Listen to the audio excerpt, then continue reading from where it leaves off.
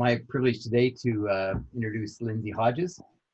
Lindsay's a longstanding AYM, or ACOP, I should say, member.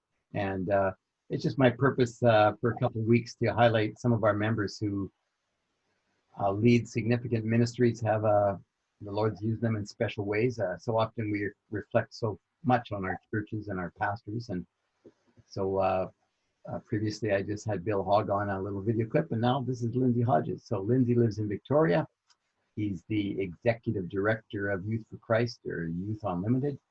So Lindsay, welcome, and just tell us a little bit about your background before we get into currently what's happening in Victoria. How did you find your way to Victoria, and with the ACOP gang, where do you fit? Sure. Well, my first kind of foray into the whole ACOP thing was, I was actually just looking at this, was in 1991 when Phil Collins had showed up on the scene to start an organization called Life Force.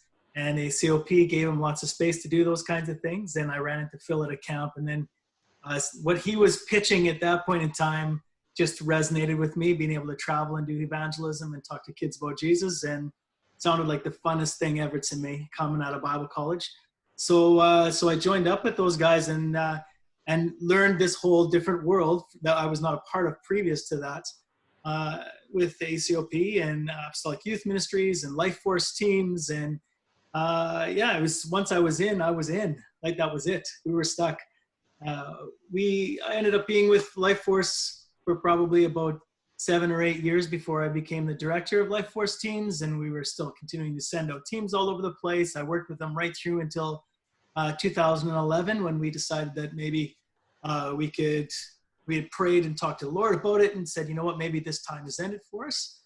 We need to look at new opportunities and new things, and God was beginning to move some of us that were in leadership into different places. It took another 2 years of working with Larry over at United Youth there before this opportunity for me opened up with Youth for Christ here in Victoria. And when I saw the job description, I thought, oh my gosh, I'm actually valid somewhere else. It's a miracle. And they were in a period where they had gone through some significantly dry times over here. So it worked out really well. A couple of my friends gave some really nice references, and that was helpful to end up bringing me in as the executive director here with Youth for Christ in Victoria. And it's been a grand time. Like, it's been unbelievable, because as we've come in, I mean, we've just watched God open up door after door after door after door for different ministries. When I showed up here, we had one outreach ministry onto the Indigenous communities. We were on 3 different First Nation bands here doing weekly programs, about 35, maybe 40 kids at the most. And then people just started asking us for help. We had 2 staff at that point in time, and it just started ballooning and going. And it was that whole right space, right time thing where all of a sudden things just opened to us. Schools open to us, more Indigenous communities open to us. We ended up working on the streets with the homeless and adding more staff, and until now this year. So that was 2013 I started, and now this year we're looking at we've got 13 staff, and we'll be adding 2 more here in September. So God's been super gracious to us. The shocking part for me is that we've had touch with like over 1,400 kids last year, from the Nanaimo all the way through up Victoria and up the peninsula to the airport. So it's been really fun. It's been super exciting, and God's done some unbelievable things in the middle of all of that. Let me just interrupt you for a second. So what's your specific calling, or how has God fit you for this particular time and space of ministry in Victoria? Essentially, I've felt, and I've tried to kind of model my life this way, just that I've been able to be a facilitator for young people that feel a call to outreach and evangelism. Maybe they don't necessarily fit in a local church context perfectly. They're probably a little bit weirder. They probably do dumb things. They make a lot more mistakes, and they're kind of a little bit out there and somewhat unmanageable in many ways. But God's given me lots of opportunity and grace for these guys to be able to say, if you feel called to outreach and evangelism and youth, and I feel like this is a place where He's put me, I'm able to facilitate getting those guys into places where they can really walk out their callings. I don't know what that is on the fivefold area there, but but it's exciting for me because basically I get to work with these guys who maybe haven't been able, or girls, and they haven't been able to find their space. And yet when they've walked in through our doors, we've been able to put them in a place where they're like saying, this is exactly where I fit. This is where my gifts and my abilities, my talents, everything kind of lands. And it's been awesome. It's been awesome. Like I said, we've got these numbers of different areas too, which really help, whether it's working internationally or if it's working with Indigenous or if it's working with the street people or local churches. We've got lots of partnerships with local church contexts where we actually provide youth workers for them. And we've got our schools work that we do, which is endless at this point in time. And so it's just really neat to be able to kind of harness some of these guys that maybe felt that they didn't fit somewhere else. And this is where they land. And we have an unbelievably good team here now. So I'm just lucky, really, in a lot of ways. God's blessed me with this. So let me ask this. In recent years, I know certainly among ACOP leadership, but I think it's crossed everywhere. There used to be a really strong line between church and parachurch. Right. It seems like we all have woken up to the fact that this is a real gray area. What we all used to call parachurch, such as you, could just as easily be called church in many ways. Have you addressed that, or are you just so busy doing what you're doing that you haven't had to think about those philosophical questions? No, those things come up because everybody asks you, you're seeing success. How are you transferring perhaps those young people that are coming to Christ? Like, are you guys starting your own church? Like, are you going to start your own thing? Or how are you trying to partner with the church? And for us, we are a parachurch organization. We are not in the business of planting churches. That is not our mandate in any way. We just get to be maybe some of the extension or the extended periods. We have an opportunity with our organization to do some stuff that churches may not be able to do. And God has given us this opportunity. So our goal at the end of it is to be able to take the young people that we work with and be able to make transfers.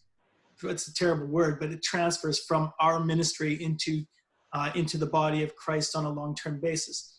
And what we've been able to do, just by, again, the grace of God, like some churches have taken us on and said, you are our outreach piece, so we want to hire you to even help run some of our youth groups. And we've been able to make some tremendous partnerships with churches where these kids are getting saved maybe through our schools work, or they're getting saved through our street work, but we're able to bring them back into the relationship that we have and bring them into our community with a larger body and a larger church body, and really just kind of allow others to get involved with the discipleship. Because if we're the only ones discipling kids, those kids are in deep trouble. You need probably 4, 5, 6 good disciplers from a local church context, people that say, I love these kids, I'll do something for them. I'll be there for them. I'll give up this, I'll give up that. I'll even give them rooms in my house to come and live if they need safe spaces and that kind of thing. And when we do that as a church, like, that's all we're doing. We are in the business of helping grow local churches. That's our heart's desire. Sometimes we're pretty bad at it, but we try hard anyways, if nothing else. Yeah, good stuff. I noticed somewhere in your vision or mission, you have a number, 40,000 youth. I take it that's every young person in Greater Victoria. You're going to touch them all? That would be the goal. I mean, that's what the age between 13 and 23. So that would even include probably the 12,000 that are up at UVic or so. Those numbers are kind of up and down, but that's our goal. I mean, there's a way for us. We've got some tremendous opportunities to be involved in the school systems, working with Heroes program, working with other youth pastors, enabling other church youth pastors. We've got about 4 or 5 youth pastors that volunteer for us in local public high schools. So we feel that reach gets a little bit easier and a little bit larger in many ways because they're in there with the kids, and it makes their relationships with the kids better as well. So that's our goal. It's pretty lofty, and we're nowhere near it at the moment. But if only I could have about 400 staff, it shouldn't be a problem. Yeah, good. Give us a story about how COVID season has affected your outreach and ministry. It's affected our ministries all in different ways. Our work with the homeless on the streets, it hasn't changed virtually at all. Those guys don't know anything about social distancing anyways. So we are still continuing to work with them as they make some of their poor life choices and decisions, and we come alongside them wherever they happen to be. We did try to work with a local church and do a partnership where we could do a kind of a mini, what's it called, a mini shelter on their property while the church was kind of closed down. It ended up not working out. The municipality wasn't too excited about us pulling something off like that. But what it did was it offered us an opportunity to bring more people from that church and get them involved in working with the homeless. So that was fantastic, actually. Watching their hearts and their lives open up to the fact of they could do more, or it could cost them more to be involved in loving these people that a lot of people think are unlovable. Our school stuff closed down and all that, so we were into the same things. We were meeting with kids with our breakfast programs. We were having Zoom breakfast programs that we normally run in at school. We'd be giving them food. We were just meeting with them online every morning, and our youth groups and our youth outreach things were just being done with Zoom. But we don't have any cases on the island anymore. It's been like a month since we've had an active case. So now we've started getting back together in small groups with people, and the kids are well involved. They love that aspect of it. As soon as we said, you know what, we're thinking about having a bonfire, they're like, yeah, we're going to come, we'll come. And we tried to make it outside, so it was at least from exterior people looking at and seeing what's going on. We weren't being ridiculous, but at the same time, again, these youth have no idea of social distancing.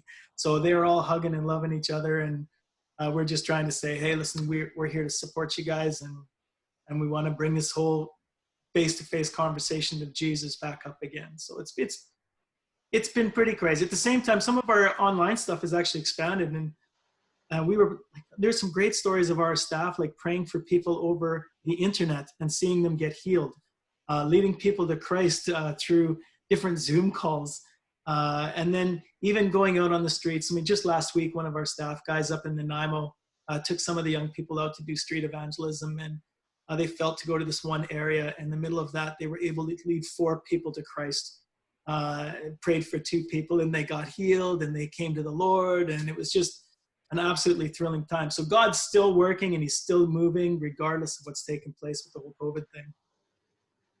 Thanks, Lindsay. I think I'll sign off, but we just want to say to you that we really value you and our ACOP family, and you've made lots of attempts to stay in touch. But it feels sometimes like you're on the mission field, so I guess you are. Can we pray for you? Is there 1 or 2 things that you would put on the list for us to be praying with you about? Sure. The number one thing for us, we're starting to see God open up some doors to us. We've been praying for some extra staff members in some of our ministries, and those things have come to pass in the last couple of months. So that's exciting. However, I really need an administrator with me in the office. When it's just me and 2 other people, when we started, it's not a big deal. But now with 13, 14 people on staff, administration is not what I get up in the morning for. So if, I would love, I'm just gathering prayers from as many people as I can, just around the aspect of providing us with an administrator that would fit really well in here with us, and kind of help us move on to another stage and a next level in our ministry on the south part of the island.